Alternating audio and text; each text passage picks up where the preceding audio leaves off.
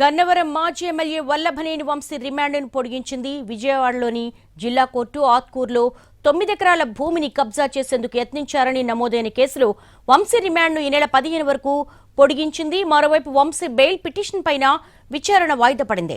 గన్నవరంలో సీతా మహాలక్ష్మి స్థలం కబ్జా చేశారన్న ఆరోపణలతో నమోదైన కేసులో వంశీ బెయిల్ కోసం పిటిషన్ వేశారు.